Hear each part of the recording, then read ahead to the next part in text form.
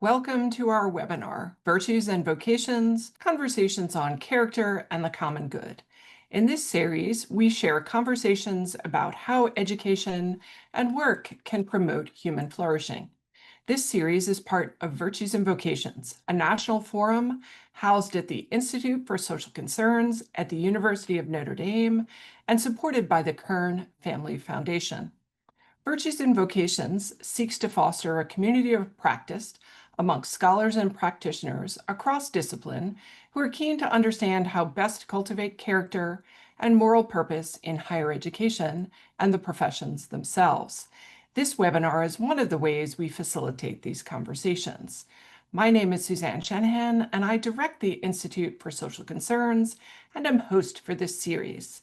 Today, we are thrilled to welcome Jennifer Szalai on Is Empathy a Threat? Jennifer is a nonfiction book critic for the New York Times. Before joining the New York Times, Jennifer was a senior editor for reviews at Harper's Magazine. Her writing has also appeared in The New Yorker, the London Review of Books, and Slate. She attended the University of Toronto, where she studied political science and peace and conflict. She holds a master's degree in international relations from the London School of Economics. Welcome, Jennifer. Hi, thanks so much for having me. So we usually like to ease our conversation partners in a bit. And so I would love to know how someone who studied political science, peace and conflict, international relations, ends up as a nonfiction book editor at the New York Times. Well, I should say, so as you mentioned in your introduction, I worked at Harper's Magazine for a number of years. And when I was there for most of the time, I edited the review section. And, I, for a long time, when I did write about books, I would often write about fiction. I've always been an avid fiction reader, despite my scholarly background, I guess. In international relations. And, then what happened was after I left Harper's and started working at the Times, I was an editor on the books desk, editing reviews of fiction as well as nonfiction. And at a certain point, they wanted a book critic who would focus specifically on nonfiction. And I had written occasionally about nonfiction at that point. That was also, a genre that I was interested in. And so at that point, when I applied for the job and when I got it, I think that there was this notion at the time that there were a lot of political books coming out. This was in 2017. And there, I think I began in the beginning of 2018 in this job. And there were a number of books written about the newish administration.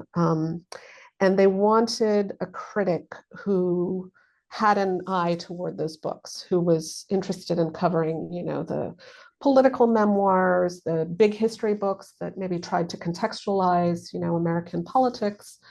And, those were things that I'd always been reading, not just in terms of work, but also in my own time. And so it was a chance to really explore, where this country is. And on top of that, I will say, the nice thing about nonfiction is that it doesn't only cover, big history, big politics. I've also had a chance to review books about science, lots of memoirs. Sometimes it's true I miss writing about fiction, but for the most part, I do feel like nonfiction is, it sort of encompasses life, I guess. And so there's a chance to really write about different subjects. Great. One of the things I noted on your website, you talk about journalistic ethics. And you note that you don't review books of friends or enemies. You don't sit on prize lists. You don't take solicitations. So how do you end up reviewing particular books for those unfamiliar with the nature of your work? So, we keep track on the books desk here at the Times of the books that are coming out. So we try to, look as far ahead as possible. So several months in advance, we'll see the books that are coming out. I mean, I review generally, I would say about a book a week. It depends. I mean, there are some weeks where I'm working on a longer essay like this one that will include several books. So maybe the week before I don't have a review, but a book a week. And that is a lot in one sense. But on the other hand, if you think of how much is published, it's not that much at all. There's just a huge number of books that are published, a huge number of nonfiction books. We at the Times in the book review, the editors assign books to other critics, freelance critics, to write about those books. So I do, when I see the books that are coming out, I'll look at things, I'll keep an eye on things that are interesting to me. Also, sometimes, my editors and I will talk about things that look like, they're important books to have somebody weigh in on. And so, there have been a number of instances where I review memoirs by political figures and so in that sense, those are books that, I can't review every one of those because in fact, there are many more of those books that are published than I'm even able to review. But that is one part of my beat, but it's not the only part of my beat, I should say. I think it's really important. And I think that there's this understanding that critics should not only look at books that are news, that books that are political memoirs, but also, books that are interesting that maybe have nothing to do with the political cycle, books that are aesthetically pleasing. I think that it's nice to have a variety of those things, and that sort of keeps one's sensibility fresh. So one of the things when I teach in class and assign a book, I always try to have a range of books that I absolutely love and books that I really don't like. And it's best when a book is kind of a mix of both because I think it generates the best conversation. Um, do you prefer to edit books that you just write or absolutely love it, write about those books? Or write about books that you find problematic, or does it not matter in your critic process? Yeah, it's interesting. I've had this conversation with other critics too, and I think I can't speak for every critic, but I do think that there are critics who find writing about books that you find have a real problem and then you sort of have an argument to make, to say this is why this book doesn't work, this is why this book isn't good, this is why this book maybe is not quite truthful. To a certain extent the argument is presented for you. I mean so there's something, I don't want to say that it's easier to review those books, but it's more straightforward in a way. It's almost like I mean, not that you're you're a lawyer per se, but the way that lawyers sort of construct arguments, there's sort of an end goal in mind. Whereas I think writing about books that you love, I mean, you're sort of trying to translate an experience that, is moving, that's powerful, but also that is maybe particular to yourself and that has something that resonates with your own taste. And you're trying to sort of translate that in a way that's comprehensible to an audience. Um, that can be really rewarding, but it's challenging. I think it's really important. I couldn't imagine the job being one or the other, where you're only writing about books that you love, or you're only trying to sort of clear the field and write about books that you think are not very good. I think you need to have a mix of both. But yeah, I mean, I guess that's how I sort of see them in my mind. That's not always the case, though. Sometimes a book that you dislike, trying to sort of articulate the reasons for it in such a way that is persuasive, that's its own challenge as well, I think. So how do you navigate the politics of the moment, but also of the Mhm. nature of the books that you're writing. So how can you write a review of something that is itself somewhat politicized without politicizing it further or being political yourself or taking a side or a position? How do you maintain that analytic objectivity, if that's what it is, or Yeah, I mean, I think, it's interesting with books because, especially if you're dealing with a book by a political figure, say, you have to sort of look at the book as a book, even if the writer of the book wasn't necessarily thinking of it as a work of art. I mean, they were presumably trying to think of an audience for it, trying to sort of they or their ghostwriters, for example, might have been trying to sort of phrase things in a particular way. So you want to see the book as a book, um, but you're also, I think with these books, you do have to look at the context into which they're published. I think that that's part of the responsibility of a critic. I mean, if we only treat, memoirs by political figures as aesthetic aesthetic items, then we're not really doing our responsibility as a critic. I think to a certain extent it's unavoidable when you're reviewing certain books to you do have to sort of bring in these larger political questions, I think.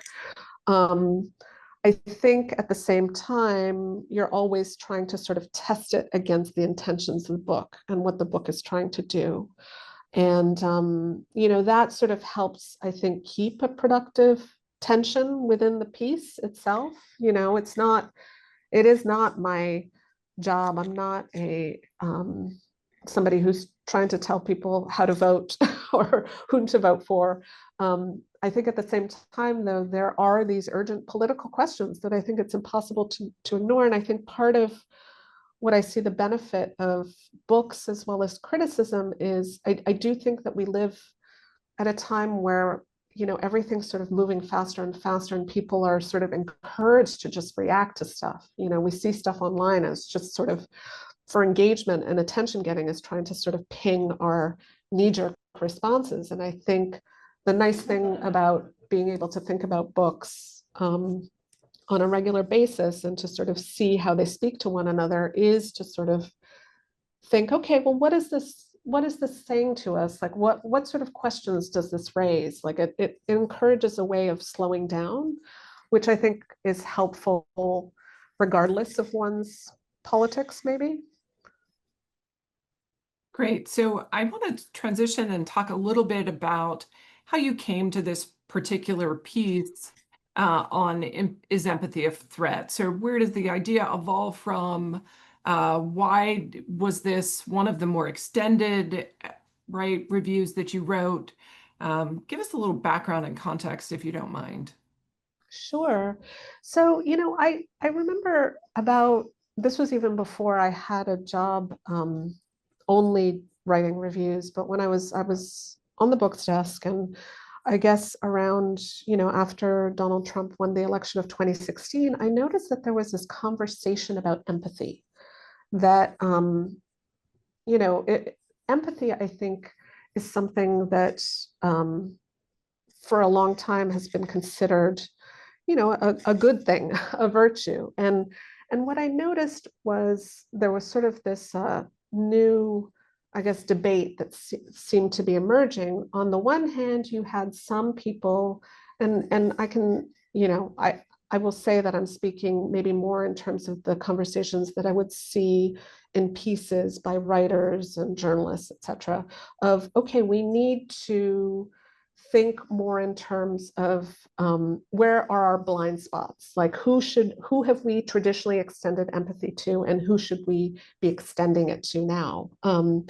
And so I was very curious about that debate. And then there was sort of a backlash to that. There were a bunch of progressives who were saying, oh, wait a second, you go to a diner and you talk to some people who voted for Trump, and that's become its own kind of genre of empathetic, quote unquote, empathetic identification. And so that sort of sat with me. And then I never, I never actually wrote anything about it. And then I noticed, there were um, essays coming out. There was a book, I can't remember if it came out maybe right before the election, by Paul Bloom, Against Empathy, which was a really fascinating, I think, provocative title. And his argument, which was more general, he's a psychologist, he was arguing that essentially empathy is something that we treat as this unalloyed good, but in fact, it can lead us astray. And what politics and what politics really needs and policymaking really needs is something that is more akin to sort of rational compassion. That people should sort of try to step outside of their own immediate experience, and instead of just feeling for other people, they should think more broadly. And so I was noticing these sort of different debates taking place. And I guess the thing that really prompted me to write this piece in the end was one of the opinion columnists at the New York Times, David French, had written a column about how he had noticed that there were some books coming out by Christians saying that, in fact, empathy is dangerous. Empathy has been leading us astray. One of those books by Joe Rigney, which I mentioned in my essay, actually does explicitly cite Paul Bloom, but he makes a different kind of argument. And so when I was looking at all these texts, I guess, I really was just sort of curious about what this was reflecting, what kind of questions it was bringing to the fore, and how it sort of responded to changes in the political moment. And so that's how I ended up writing about it at length. There was enough stuff there, I guess. Um, One of the things that I noted in reading your review, but then looking at some of the pieces that you've referenced, um, there is this sort of backlash against empathy, people talking about toxic empathy or this notion of suicidal empathy. Um, and yet it seems that people are defining empathy in different ways. Um, Yes. and it struck me that maybe part of the problem is we're not all talking necessarily about the same thing.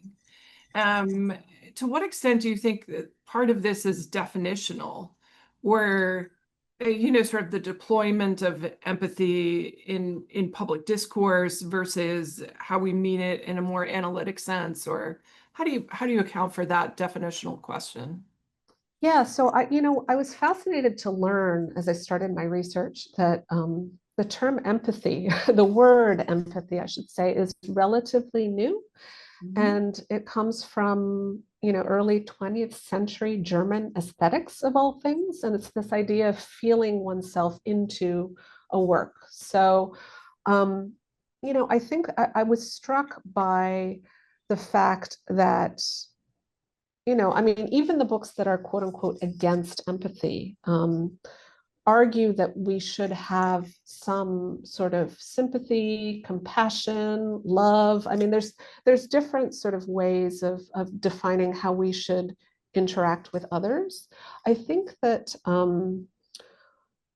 there is a notion, and you notice it in Paul Bloom's book. You notice it to a certain extent, maybe in the books by Ali Bastucky and Joe Rigney, which is that empathy is connected to a feeling that is often extremely parochial, that it works. I think Bloom uses the term like a spotlight. Like if you really think about empathy as a feeling, not as a mode of thinking, but as a feeling, if you try to feel yourself into the position of one other person, maybe you can do it. But if you try to feel yourself into the position of 1,000 people, it's impossible. It's just, there's a limit to the way that our minds work, the way that identification works. And so, I think I was very struck by this question of definition and how that leads to a lot of, I think, controversy and debate.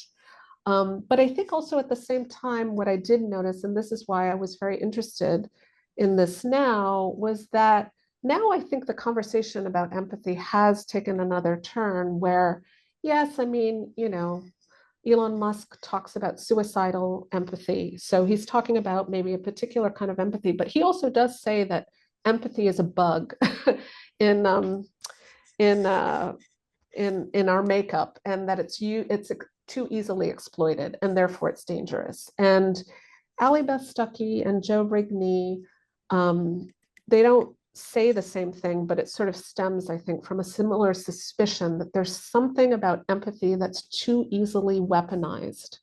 And so it is in fact dangerous. It's not just something that's insufficient. It's not just something like a building block on which we have to sort of build another form of ethics, that it in fact is something that can really lead people astray. And I was really fascinated by that. And I think, I think right now when you look at the empathy conversations, I began the essay with a quote, a fake quote by Hannah Arendt that circulates. I still see it circulating. It's really fascinating to me. I see it online circulating, where there seems to be this desire to attribute to Hannah Arendt something she never said, which is the death of human empathy is one of the earliest and most telling signs that a culture is about to fall into barbarism. I mean, it sounds great, but there's no record. Sounds like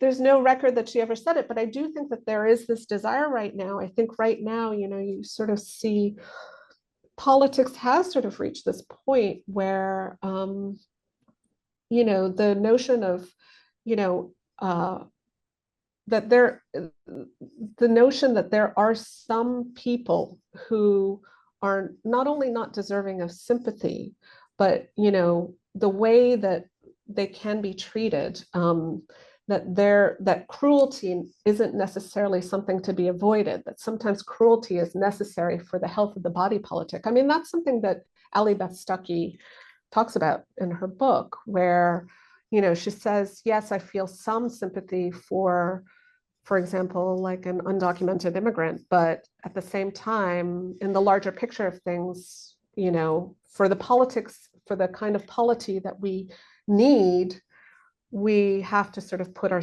aside our knee-jerk empathetic identification with a fellow human in order to pursue policies that would be better for the country as a whole. That's the argument that she is making in part in her book. it seems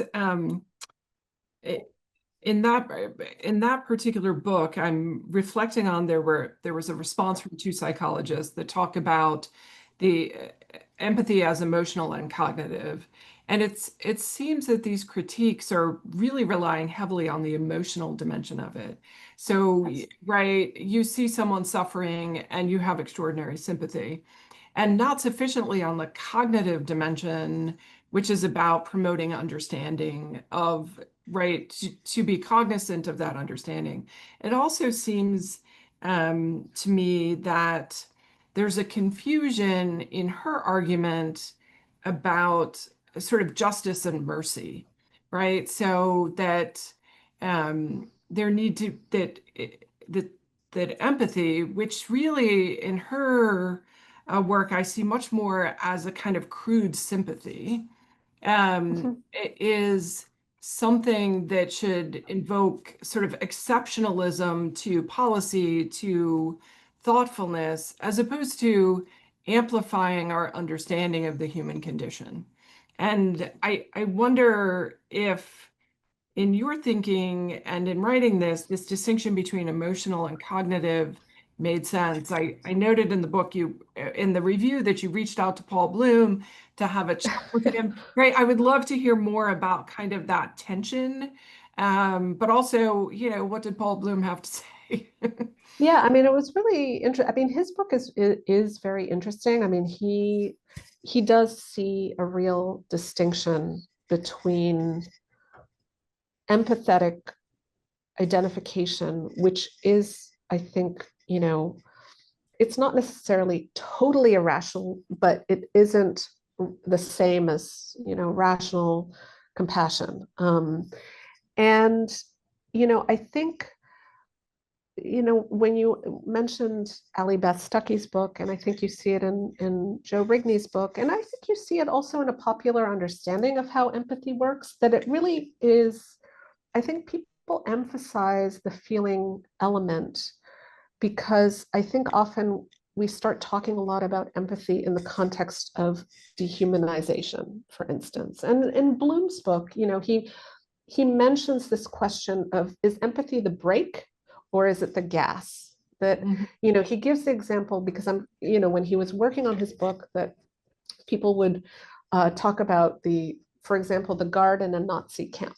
That if the guard in the Nazi camp feels some empathy for the people who are imprisoned there, then that would stop him from doing cruel things. That is the idea, that if you feel empathy for somebody, you cannot, it just sort of, it stops you from enacting cruelty. And his argument, and it's interesting because he says, yeah, I could sort of see that.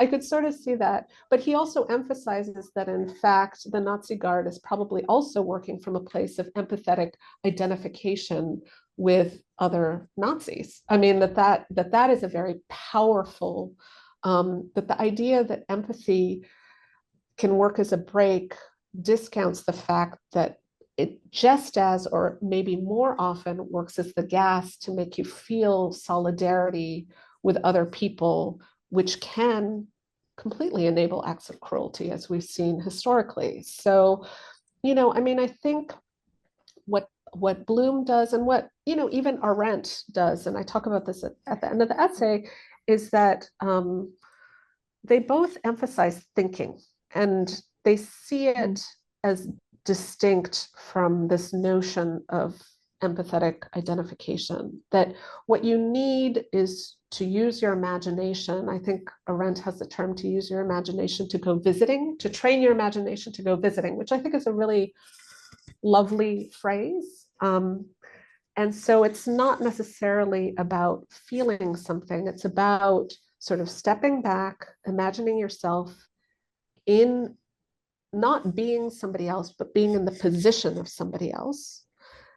And then trying to figure out, okay, well, what kind of politics and policies can we have to enable human flourishing that recognizes the fact that we all have different experiences. We're born into different circumstances. We're born into different bodies. We're born into different ways of looking at the world, different cultures, and that takes that as something to build on. And I like that idea. I think the thing that I was sort of struck by as I was writing the piece was that that sounds really great. And but at the same time, to a certain extent, it sounds a little abstract right now. It sounds a little bit, the sort of John Rawls and the idea of the veil of ignorance, which I think is connected to, what Bloom and Arendt are saying, which is that, okay, you step back, you imagine that you're not the person, but that you're in their position. That does sound good. And I think that it maybe is a helpful thought exercise, but I think in the heat of politics, when things are just so moving so quickly as well, it sounds a little bit abstract. And so I guess the question is that I still think it's really helpful to think about. I just don't know if maybe it's insufficient to a certain extent, depending on the moment. Right. So I actually really love that section where you return to Hannah Arendt and then bring in Rawls. And you have this great quote from her where she says, it's an active process of making present the standpoints of those who are absent. And, but then go on to say that both Arendt and Rawls assume pluralism. They assume that fairness is an unequivocal good. Is it, and when I read it, I thought it's not that it's abstract, because I think some of the emotive ways of understanding empathy are pretty abstract. It's that perhaps we can't assume pluralism and that fairness is an unequivocal good. And that's what really erodes that position, that decisions shouldn't be based on the standpoint of those not in the room, that decisions should be made on the basis of those who deserve to be in the room, who've done what's required to be in the room, is more Right. politics of the moment or the way of thinking.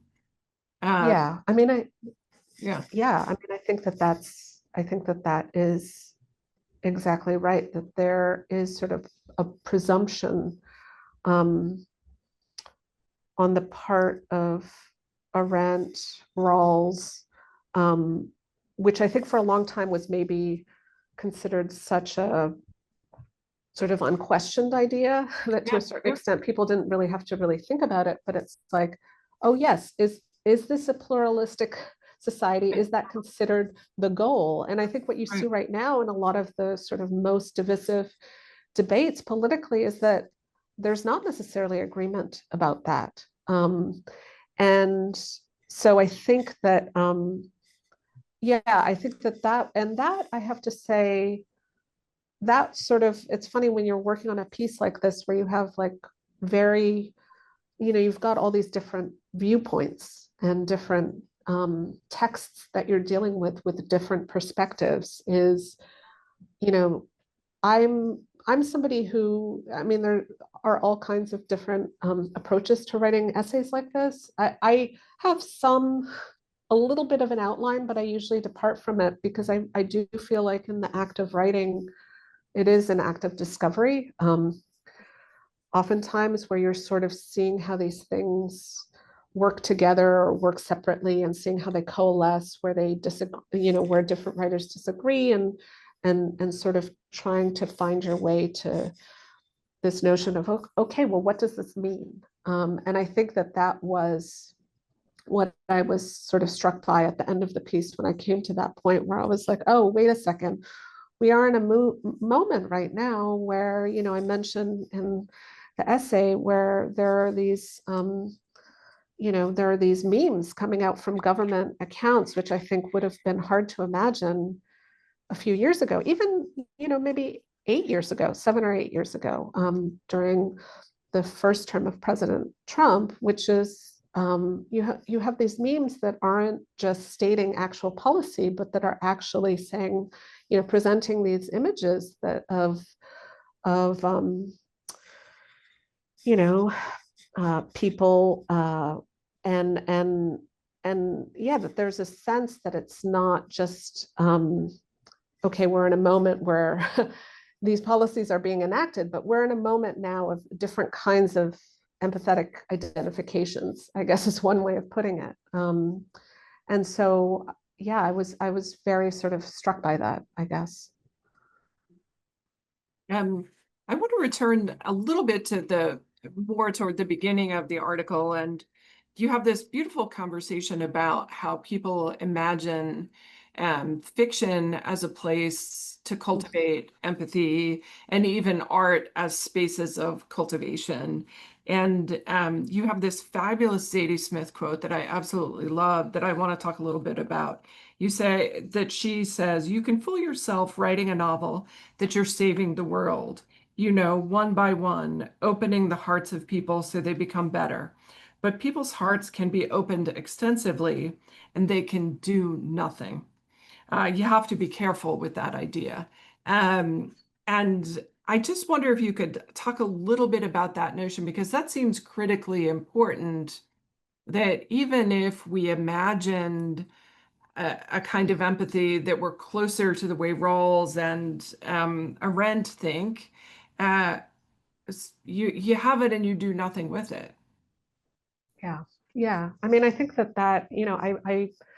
I think that and I will say this as somebody who's worked in this, this field of books and writing for a long time, that idea is persistent. It's extremely seductive. I think, writers love to believe it, and readers, I think, also love to believe it, that, oh, reading helps you be a good person, essentially. That if you open yourself up to other people's experiences, even the experiences of imaginary characters and scenarios, that you will have sort of train yourself to have this magnanimous understanding of others, and the world will be a better place. And I think what we see now is sort of a recognition of the real limitations of that. And I think what Smith was getting at in that quote, on top of that, is yes, I can, I can cry when I read something, or I can get really sort of the sense of righteous indignation when somebody is treated unjustly. That doesn't necessarily translate into action, let alone political change. And so I think I think that the idea that we can feel lots of things, but, and we can look at the news and be upset about something, but that doesn't necessarily mean that things change. I think, again, it's sort of, it reminds me again of what I was saying about Bloom's distinction between or this notion of empathy being the brakes, that, okay, well, it might be the case that, we can sympathize with characters in books that we read, and then we still don't do anything.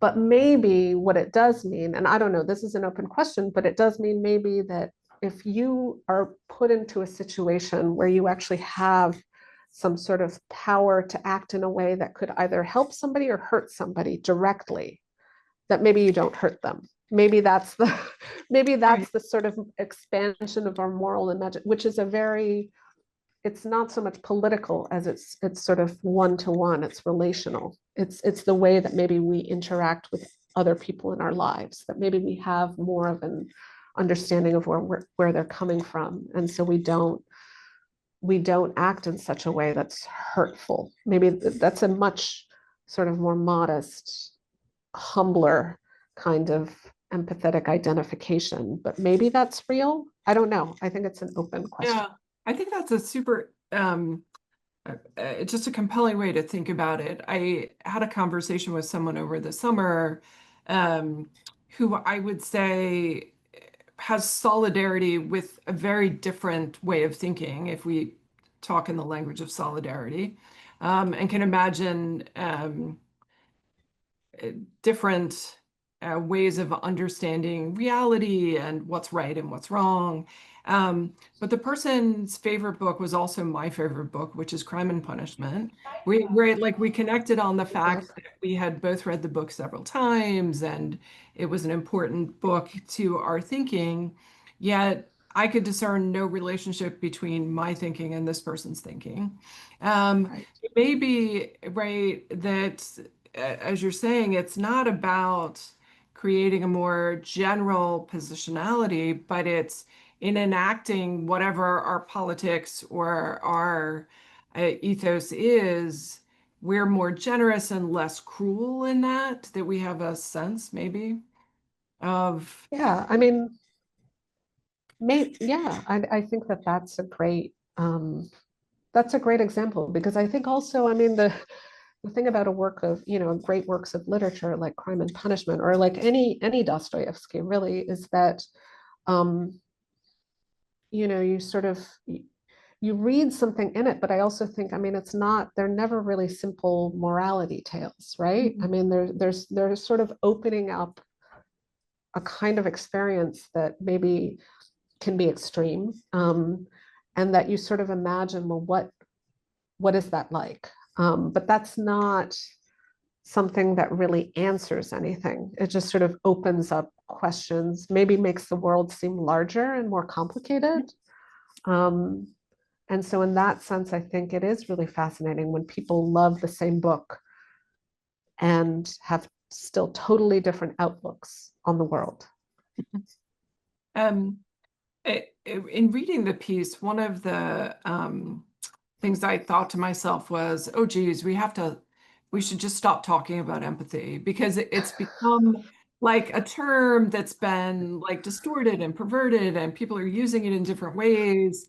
And for me, right, because I think of empathy as a virtue and as a right, a way of being that's all for the good in the world, it was kind of disheartening. It is your sense that empathy, or there becomes terminology that we just can't talk about because it's taken on a life of its own, or do you see any hope for us using that language or Yeah, it's a really interesting question. Because I mean, my instinctual reaction is to say, no, wait a second. Like, we need to talk about this more. right. If anything, it needs more discussion. I do think that one of the reasons why, when Musk made his comment about suicidal empathy, when Stuckey and Rigney's books came out, the reason why they got so much attention is because empathy is one of these words that for a long time seemed totally unquestioned and unquestionable. And then, that's sort of the contrarian turn, right? Right. Which is, and the same with Paul Bloom's book, in fact, to call a book against empathy is like a provocative, attention getting move. And so I think in that sense, um, the idea that, all these people have sort of argued in one way or another that empathy has become weaponized. But I feel like there's a way in which, even though they're using the word to sort of provoke a reaction on the part of the audience, um, there's, and I'm not saying this about Bloom's book, which I actually think is a very sort of complex treatment of it, scholarly treatment of it, but the way in which the anti-empathy stuff has also been weaponized, that it's a way of really shutting down the conversation, I think, instead of really opening it up. I mean, I do think that Stuckey and Rigney's books are interventions in the politics and the culture. I mean, they make very clear that they want the audience to take from it an actionable plan. They're not presenting it as sort of this exploration of something that maybe you, the reader, might have thought was this unalloyed good, and now they're sort of opening it up to different interpretations. That's not their goal. Their goal is to tell you, no, this thing that you thought was good is in fact dangerous and bad, perhaps bad. So I think that that's like a certain kind of book. I mean, it's more like a manifesto. Both of them are more like manifestos, whereas a book like Bloom's, even though he makes a provocative argument, I think, and it's definitely gets people's attention, he is sort of trying to encourage people to think more deeply about something that they hadn't really thought about before, and just purely to think. I think, one of the things that he points out is he argues that policy making requires thinking. It's not just feeling, it's thinking. And if you have some feeling there, you really should be very self-aware of what kind of feeling is taking place. That's great. So does this mean you're writing a book on empathy? It's so funny. It's like I do feel like sometimes when I finish, these notebooks, I've sort of immersed myself in that world. I'm like, okay, I've thought about that, and now I'm on to a book about owls or whatever. So yeah, I'm not sure that I'm the one to write a book about empathy, but I really do, I really did appreciate the time that I got to think about it. That's great. I want to turn to some of the audience questions. So the first one is, how is empathy related to culture? And how much do you think the idea of empathy as a threat is coming from the individualistic culture of the United States? Oh, that's a really interesting question, actually. Um, I mean, I think that like any concept that has sort of maybe at one moment it seems like it's, just totally good. And then at the next moment, some people are saying maybe it's bad. That is a cultural phenomenon. I think also one of the things that Stuckey in particular points out in her book is that she argues that empathy, she sees it as sort of a form of peer pressure, that she sort of relates it to her own experience, I guess, during the summer of 2020 during the Black Lives Matters protests, where she was scrolling through Instagram, I guess, and saw everybody, like a lot of people had put up black squares to indicate solidarity with Black Lives Matter, and that she felt this peer pressure to do it. But she didn't, she felt also upset by it because she didn't necessarily want to put a black square on her Instagram feed. And so in that sense, I think that Stuckey, Rigney also is responding to a culture where, and Musk for that matter, they're saying, oh, we are made to feel empathetic identification in cases where we shouldn't feel that. And that is like a cultural phenomenon. And, maybe, to look at the turn that's taken place in the last year or so, maybe that sort of notion, what once was considered this like cultural value, is now being questioned in different quarters. Like that is, I do think that because empathy does connect to how we relate to one another, it's impossible for it not to have a cultural dimension. I'm not sure if that answers the Oh, that's great. question, but Another question. How can individuals put aside their avoidance of discomfort to get close to empathy? I think that is the underlying obstacle to embracing an acceptance of empathy. I mean, I do think that this question hits on something really important, which is this issue of comfort and discomfort. Because I do think that, um, the way that empathy and empathetic identification, when we think of it, how it works, is that it brings people out of their comfort zone. It's very easy not to think about other people. I mean, it's very Yeah. easy, I think, just to sort of think about, oneself, one's own family, one's own friends, and just sort of move through the world in that direction.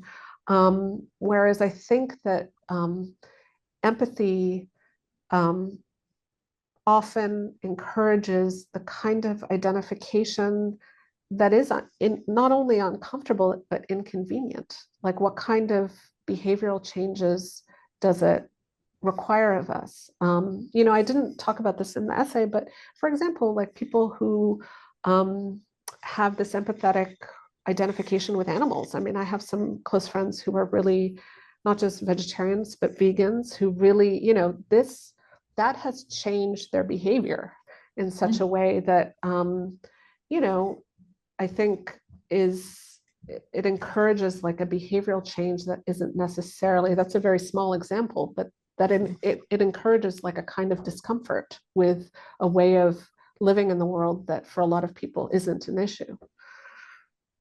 Right. So it kind of changes behavior. Yeah. Another one, looking at the current landscape where empathy itself has become partisan, what role do you think literary critics and cultural journalists should play in helping readers think more clearly? Oh, it's a bit. So Well, what first is of your responsibility? well, I mean, first of all, it's so interesting because I mean, I feel like, it sort of also gets to the question of um, of how much influence do critics really have, especially in this day and age when I think the latest statistic I saw, more than half of Americans don't read a single book in a year. I mean, I mean, maybe they read reviews. I don't know. I mean, I guess I can't speak for the way that other critics work, but I guess I could say for myself is that I feel like one of the things that I hope to do and that I hope to create with the pieces that I write, is just a chance for people to sort of slow down and maybe think more broadly of the kinds of things that are happening, and the ways in which that books really can encourage us to ask new questions. I think that that's like a really important mode of reading, which is what are the questions that are being raised here? I can't remember if we talked about this earlier, but I do feel like things in our culture now move so fast. We're encouraged to just react to things and to be just very reactive. And the way that I see that online is just there's a lot of content that's created just to generate like an immediate response. A lot of it is not even necessarily appealing to our thinking brains. It's just appealing to our reflexes and our nervous systems. And I think the nice things about books is that you spend time with them, you get to sit with them, and so I hope that when it comes at least to books criticism, that there's a chance to sort of work our way through these questions that don't really lend themselves to immediate reactions. Mm-hmm. So a related question that someone is asking is about this conversation with Paul Bloom. Right, to a certain extent, you're combining original reporting with the book Right. analysis and Yeah. sort of, right, is this a common thing? Is this No. okay? I mean, I will say for these essays, it's different. Like for critics, like when I review a book, I am not, I don't, I don't contact the author. Like if I'm reviewing a book to say, you should read this book or you should not read this new book, that's a different kind of article. It's where I'm sort of spending time with the book by myself, thinking what I think about it, and then writing a review. With ideas pieces, this was an instance where I think because the subject, I haven't, I've written several of these notebooks that take into account different ideas and like different intellectual debates. I haven't always called scholars or experts to talk about their books in those ones, but when I do, it's usually because there's like a very recent news related thing happening. And this felt like the kind of subject where, Bloom, I'm trying to remember if his book published in late 2015 or 2016, that things had happened since this book had come out. A lot of things had happened. And so I was sort of curious what he made of all of this. And it was interesting to talk to him because he had a very sort of particular take on it. He did sort of recognize that there was sort of this growing genre of against empathy articles and books coming out. And he had his own perspective on it, which I thought was interesting to take into account. Great. So I'm going to sort of combine the last two questions and squeeze them in. The first one is from a PhD student who's working with the author of Dark Sides of Empathy book, and asks you, do you think empathy is a uniquely human ability? In that sense, is it part of what differentiates us from other beings? And is it thus essential to promote it? Do we lose our humanity if we lose our empathy? So that's the first question. And then the second one is, how do you balance analytic distance with moral urgency in your criticism? Okay. So two tough ones. Two good questions. Sorry, I'm just writing them so I don't forget. Okay. I guess in terms of the first one, yes, I think that the psychological studies on empathy do connect it to human traits. I do think that animals experience some sort of fellow feeling, but empathy, as I mentioned, is a relatively recent term. The way that we understand it is very much inflected with ideas of humanity. As I said, the absence of empathy is connected for a lot of writers to dehumanization. So I think that the sort of the way in which we sort of conceive of empathy is very much connected to how, not just how we are as humans, but how we connect to one another as humans.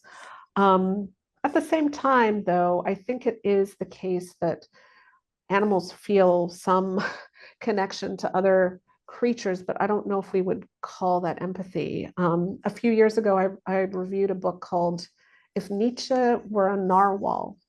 It's basically arguing that, in fact, human qualities are what accounts for the ways in which humans can be very cruel to one another.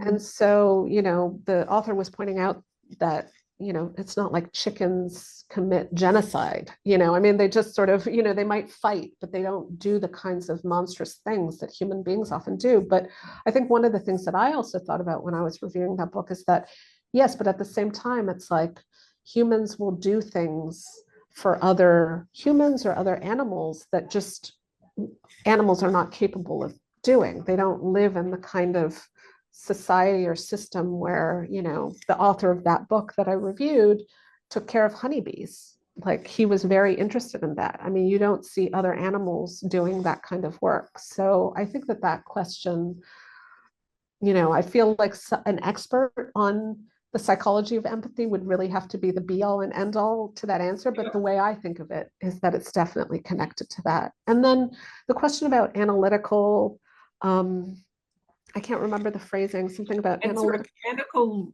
distance. How do you balance analytical distance with moral urgency in your criticism? Yeah, I mean, I think, because a lot of these books deal with questions of morals or ethics. I mean, it's unavoidable. You have to have that that awareness, that element. I think I sort of see analytical distance as like a mode. It's maybe connected to what we were talking about in terms of what Arendt said about training your imagination to go visiting.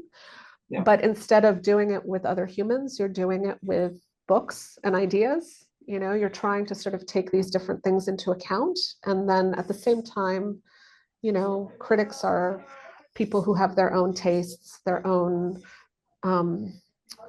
understandings of the world, and those ideas are sort of processed through you, and then you write the essay or the review. So I think I'm always trying to be aware of both.